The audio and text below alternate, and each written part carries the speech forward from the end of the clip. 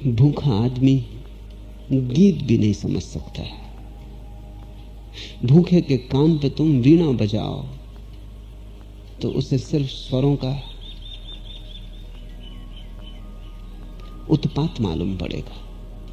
भूखा आदमी कहेगा बंद करो, अभी ये क्षण सुनने का नहीं,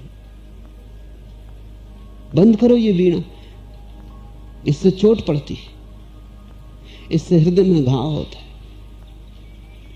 भूखा आदमी चांद को भी देखे तो चांद भी उदास मालूम पड़ता है।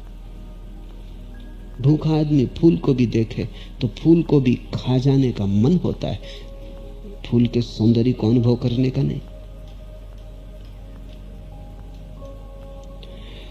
जैसे शरीर की जरूरत पूरी होती है, मन की जरूरत उठती है। जो लोग शरीर की जरूरत में ही उलझे रह जाते हैं, उसे वासना बना लेते हैं, वो अभागे। उन्होंने पहले पायदान को ही घर बना लिया, वो सीढ़ी थी, उससे आगे जाना था, अभी बहुत रहस्य बाकी थे।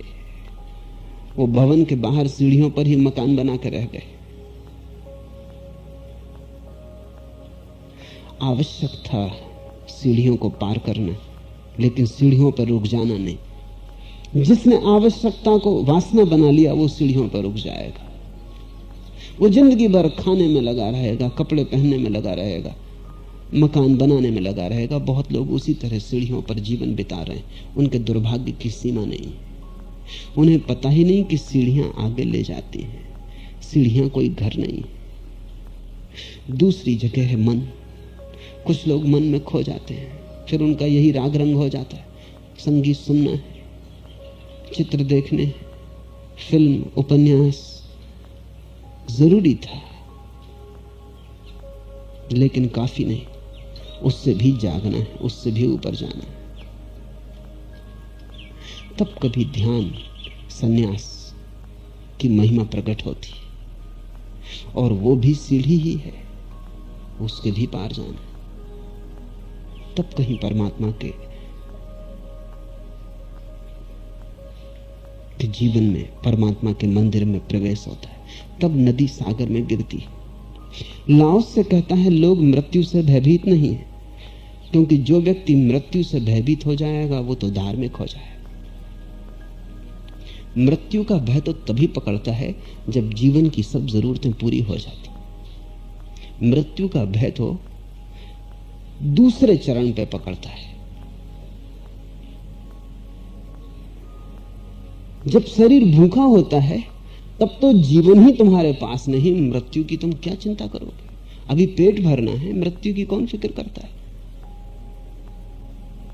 अभी तो तुम आजीविका जुटाने में लगे हो, अभी जीवन ही नहीं स्थिर हो पाया, मरने की बात ही कहां सोचने की सुविधा है। तो लाओस से कहता है लोग मृत्यु से भयभीत नहीं है, क्योंकि वे जीविका कमाने के लिए चिंतित हैं, उनका पेट भूखा है, भजन वे नहीं कर सकते। अभी मौत का बोध भी नहीं उठता उन्हें। बुद्ध को उठा मौत का बोध, क्योंकि शरीर की जरूरतें पूरी थी, मन की जरूरतें पूरी थी। अब जीवन में ऐसा कुछ भी न था जो जानने को बचा हो। जब जीवन में जानने को कुछ भी नहीं बचता, तभी तो आंख ऊपर उठती, तभी तो याद आती है कि यह जीवन तो समाप्त हो जाएगा। क्या इसके पार भी कुछ है? क्या मृत्यु के पार भी कोई जीवन है? बुद्ध के समय में भारत में बड़ी धार्मिक घटना घटी, क्योंकि देश बड़ा संपन्न था, देश बड़ा सुखी था, लोगों के पेट भरे थे, उनके खलिहान खाली न थे, लोग प्रसन्न थे। बुद्ध के पीछे हजारों लाखों लोग चल पड़े, महावीर के पीछे हजारों लाखों लोग चल पड़े। देश निश्चित ही बड़ी अद्भुत शांति की अवस्था में रहा होगा। भूख नहीं थी, भजन हो सका। तो बुद्ध के समय में भारत ने शिखर देखा अपनी संपन्नता का। लाओस से कहता है लोग मृत्यु से भयभीत नहीं, क्योंकि जीवन ही उनके पास नहीं, खोने को कुछ पास नहीं, मृत्यु छीनेगी क्या उनसे? वे आजीविका जुटाने में लगे हैं, किसी तरह रोटी रोजी पूरी हो जाए। और गरीब आदमी धार्मिक नहीं हो सकता। व्यक्तिगत अपवाद मिल जाएं वो बात और, लेकिन नियम यही है कि धार्मिक आदमी होने के लिए शरीर की जरूरतें पूरी हो जानी कम से कम जरूरी है, अन्यथा आदमी वहीं उलझा रहेगा। मैं देखता हूं अगर मेरे पास धनी व्यक्ति आता है तो उसके सवाल कभी कभी धार्मिक होते हैं। गरीब आदमी आता है उसका सवाल धार्मिक होता ही।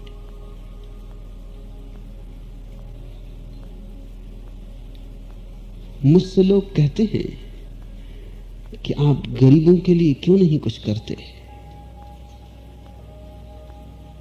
यहां आपके आश्रम में गरीब के लिए प्रवेश नहीं मिल पाता है, उसके पीछे कारण है। गरीब जब भी मेरे पास पहुंच जाता है तभी मैं अपने को असहाय पाता हूं, क्योंकि मैं जो कर सकता हूं वो उसकी मांग नहीं है। जो वो चाहता है उससे मेरा कोई लेना देना नहीं। हमारे बीच सेतु निर्मित नहीं हो पाता। एक गरीब आदमी आता है, वो कहता है कि मुझे नौकरी नहीं। वो ध्यान की बात ही नहीं पूछता, उसको प्रार्थना से कुछ लेना देना नहीं। वो मेरा आशीर्वाद चाहता है कि नौकरी मिल जाए। अब मेरे आशीर्वाद से अगर नौकरी मिलती होती तो मैं एक दफा सभी को आशीर्वाद दे देता। इसको बार बार करने की क्या जरूरत थी। मेरे आशीर्वाद से कुछ मिल सकता है, लेकिन वो नौकरी नहीं, वो तुम्हारी मांग नहीं है। तब मैं बड़े पसोपेश में पड़ जाता हूं। कोई आ जाता है कि बीमार है, आशीर्वाद दे दे।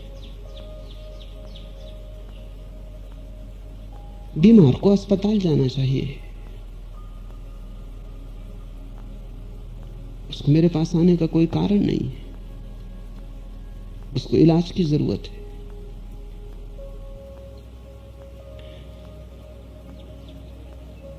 जब भी गरीब आदमी आता है तो मैं पाता हूं कि उसकी कोई चिंतना धार्मिक है ही नहीं।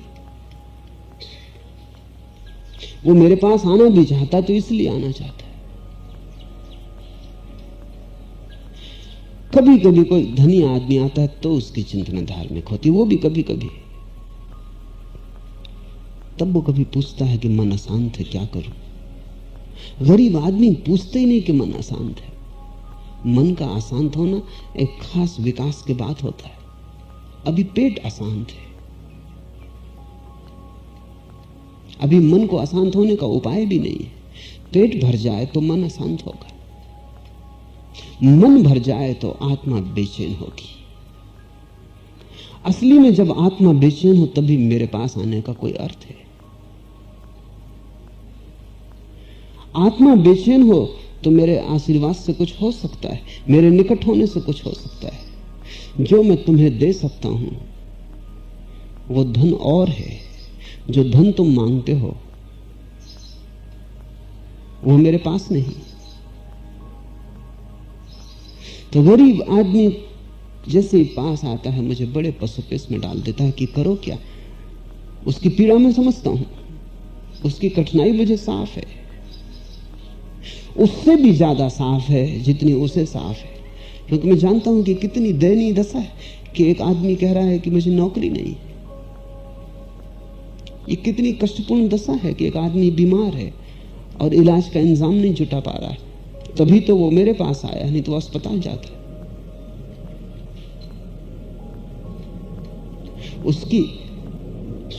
उसकी आकांक्षा बड़े क्षुद्र की है। वो सुई मांगने आया है, मैं इधर तलवार देने को तैयार हूं, लेकिन उसका क्या प्रयोजन। वो कहता कपड़े फटे हैं, सुई मिल जाए तो मैं सी लूं। मैं उसे तलवार भी दे दूं तो वो क्या करेगा, कपड़े और फाड़ लेगा। तलवार से तो कोई कपड़े सिए नहीं जाते। गरीब आदमी के मन में धर्म का विचार ही नहीं उठ पाता। अपवाद छोड़ दे, कभी 100 में एक आदमी गरीब होके भी धार्मिक हो सकता है, लेकिन उसके लिए बड़ी बुद्धिमत्ता चाहिए। अमीर आदमी बिना बुद्धि के भी धार्मिक हो सकता है। गरीब आदमी को बड़ी बुद्धिमत्ता चाहिए। गरीब आदमी को इतनी बुद्धिमत्ता चाहिए कि जो उसके पास नहीं है उसकी व्यर्थता को समझने की क्षमता चाहिए। बड़ा मुश्किल है। जो तुम्हारे पास है उसकी व्यर्थता तक नहीं दिखाई पड़ती, तो जो तुम्हारे पास नहीं है उसकी व्यर्थता तुम्हें कैसे दिखाई पड़ेगी? जिनके पास महल है उन्हें नहीं दिखाई पड़ता कि महलों में कुछ नहीं है, तो तुम्हारे पास तो महल है नहीं, तुम्हें कैसे दिखाई पड़ेगा कि महलों में कुछ नहीं? इसलिए अपवाद। कभी 100 में एक प्रतिभावान व्यक्ति बिना महलों में गए सिर्फ विचार से समझ लेता है कि वहां कुछ नहीं है। बिना धन पाए समझ लेता है कि धन में कुछ सार नहीं। बिना पद पाए समझ लेता है कि पद में कुछ है नहीं। कहते तो बहुत लोग हैं ये, गरीब कहते हैं अक्सर कि क्या रखा धन में।